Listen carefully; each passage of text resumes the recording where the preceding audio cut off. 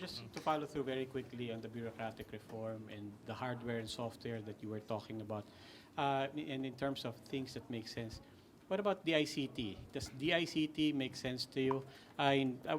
Maybe I missed it, but I haven't really noticed a full-throated endorsement of a DICT The from. first, the first, when I was in the Senate, the DICT bill that was being pushed, when I was still in the Senate, this was in '04 to 10,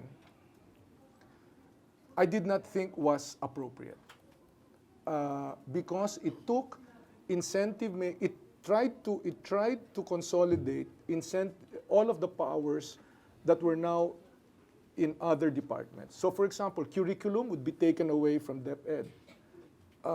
Incentive giving would be taken away from DTI. Labor laws would be taken away from DOLE. So, in effect, you would have a super agency that would run counter to all the other agencies that were already attending to these matters. No?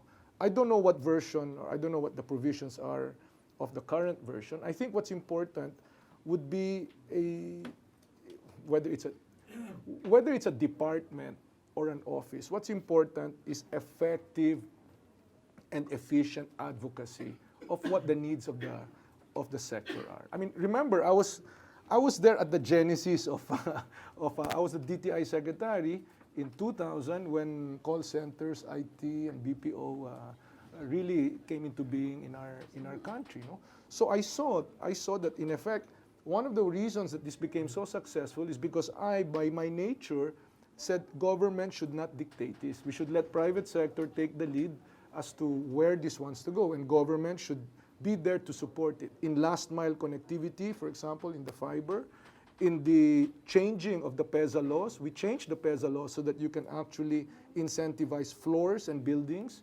Historically, PEZA was just 25 hectares for industrial zones. No? We changed the legislation so that, in fact, the e-commerce law was passed, recognizing that there could be transactions. There was legal value or legal recognition to transactions done over the air. We did education, where we talked with the DepEd and the CHED to make sure that English and math and science was given higher profile. And finally, we marketed the country. That was the first strategic plan for the IT call center BPO space. No? So I'm not sure that putting a bureaucracy over this very, very dynamic and fast-moving sector is the answer. Mayong hapon, Ngayong hapon. Sec Rojas. I would love to see an Ilonggo in the palace, but many people have yet to be fully persuaded of the economic roadmap that you have to take us to the next level. I'm saying that because we have been inviting investors over and over again, but when they come here, there are no infrastructures. And right now, the reports have it that we are lagging behind our ASEAN neighbors because,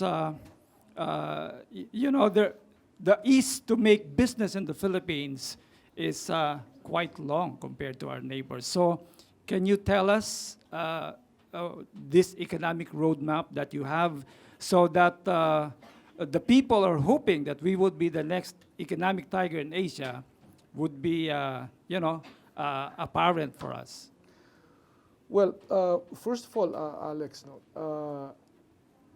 I think my track record speaks for itself. I invited Convergys, Teleperformance, Teletech, all of these IT call center BPO companies when I was DTI secretary, and they all came in, right? So I think that I've been able to show them that the Philippines can work for them and that they can work here, and they're all very happy. And what was really not an industry, was nothing, is now an industry with more than 1 million people, direct jobs that are being provided.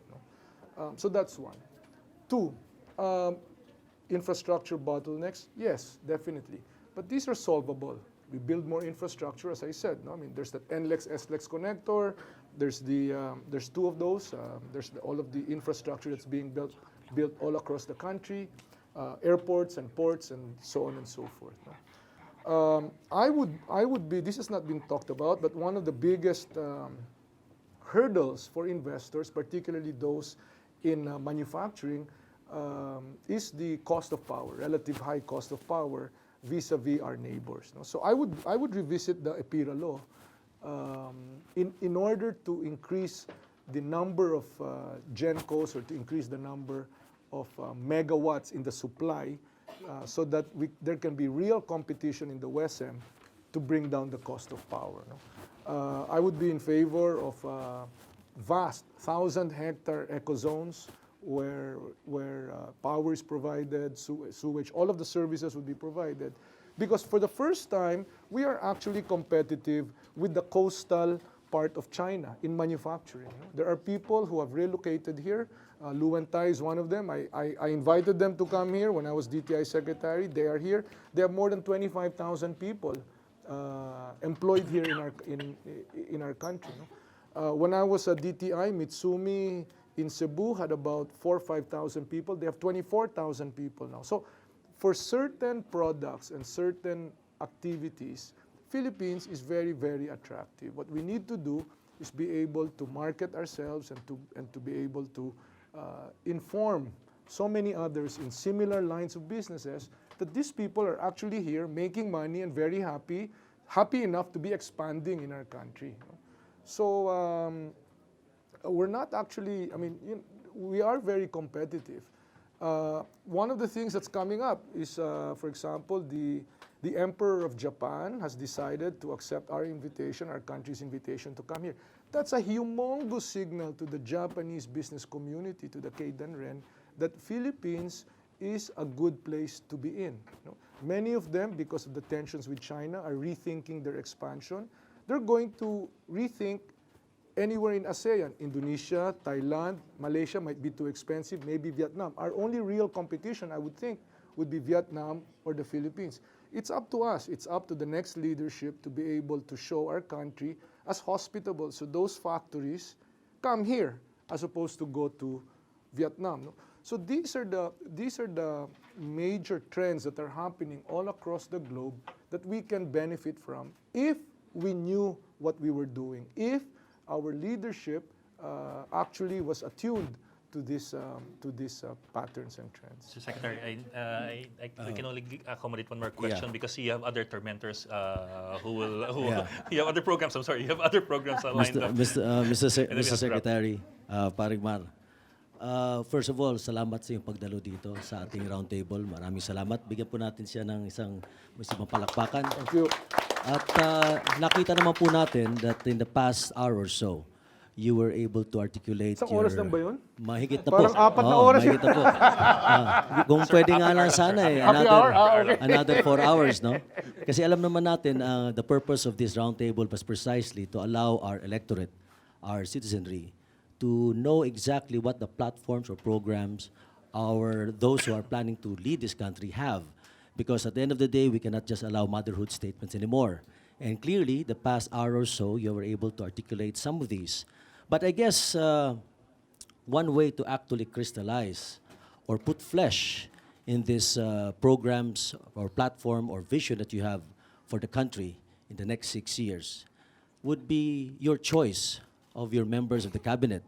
Kaya kung kayo po ay magiging pangulo ng ating bansa sa darating na 2016, sino po ang iyong i-appoint bilang kalihim sa iba't ibang mga departamento? Kasi doon po natin malalaman sa pagpili nyo kung sino ang iyong kalihim, kung talagang sasang-ayon ba sa inyong vision, sa inyong plataforma sa darating na 6 years. Kasi ang nangyayari po, if I may add a bit, karamihan nangyayari ang pagbibigay ng posisyon, lalo na sa isang kalihim, ay para bang ito ay reward sa pagtulong sa kampanya. Or sa katunayan, hindi lang sa kalihim, but iba-iba pang posisyon sa government bureaucracies or even directorships in government corporations. So perhaps, Mr. Secretary, if you can share with us, with our people listening right now, sino po sa mga crucial positions in the cabinet will you appoint and why?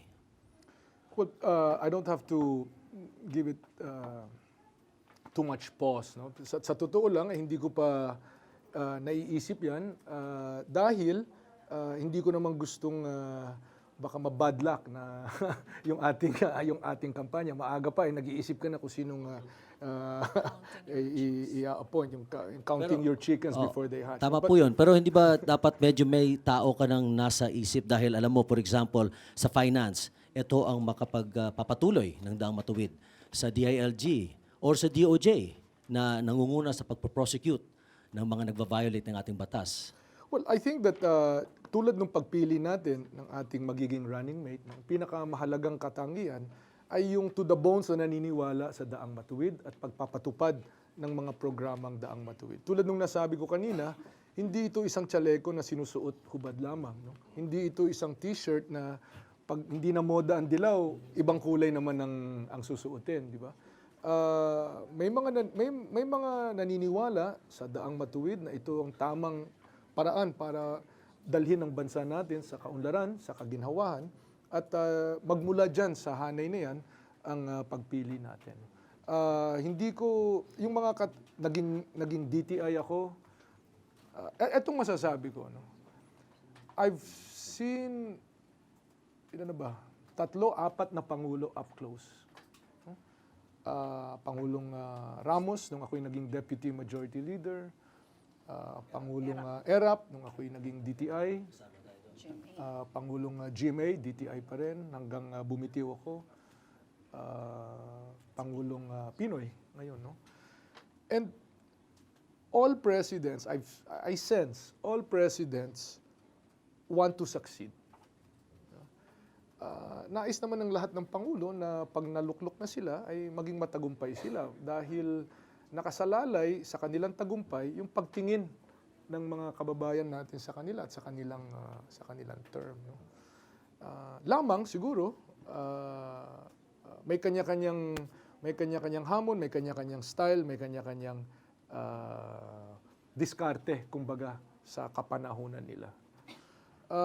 In my case, performance, metrics, palagay ko sa inyong pagkilala sa akin, yun ang mga katangian na lumilitaw. No? Let's get it done, good execution, parating may metrics, ang siyang parating nasasabi tungkol sa uri ng aking pamamahala, no? Lalo na sa ehekutibo. So yun din ang hahanapin ko, people who can perform, people who can deliver, and people who can execute. Dahil hindi masyado, sa akin pananaw, no, hindi na natin kailangan yung masyadong marami ng plano. Nandiyan na yan, napag-isipan. Ang dami ng, it's all in the execution. Tamang sequencing, tamang pacing, tamang hanapin muna ang pera bago simulan ito, kaysa nakatiwangwang yan dahil nakulang, and so on and so forth. No? Yung interrelatedness ng mga departamento ay napakahalaga dahil halimbawa may projects ka rito pero hindi maayos yung pagbigay ng environmental compliance certificate, di mauunsyame din yan, mauudot din yan. No? So isang pag-unawa yan sa malawakang mga gawain ng pamahalaan ang siyang dadalhin natin sa tungkulin. May mga tao na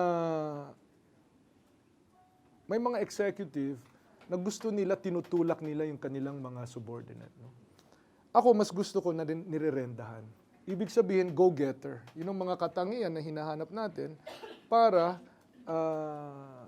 masigasig nilang pinapatupad itong mga programang ito at imbis na ikaw pa ang nagtutulak sa kanila na gawin mo ito, gawin mo yun, gawin mo ito. So, people with the proven track records, people with the proven integrity ang siyang pipiliin natin. Mr. Secretary, we will have to wrap up kasi happy hours and half na to eh. Okay. So. But, pero sir, in the spirit of happy hour, we have a surprise guest with a surprise question. We have to introduce veteran foreign news correspondent ng Kontrabando, our investigative online program, si Mr. Anderson Kupal. It's really his family name. We're not inventing it. Sa Bohol. Bulanong gali. Kasi baka isipin ninyo ang sama ng isip namin. Sir, good afternoon. Good afternoon. How is my best friend Corina Sanchez?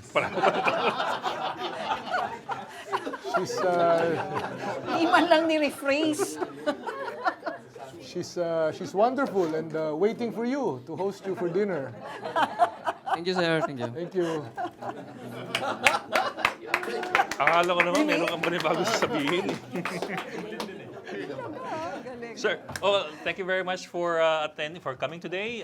We hope you were enlightened, and then we hope to see you again for the next round of Happy Hour. Sir, thank you very much for coming. Thank you. here. Happy to be here. And Be sure to come back. News 5 everywhere. Copyright 2015.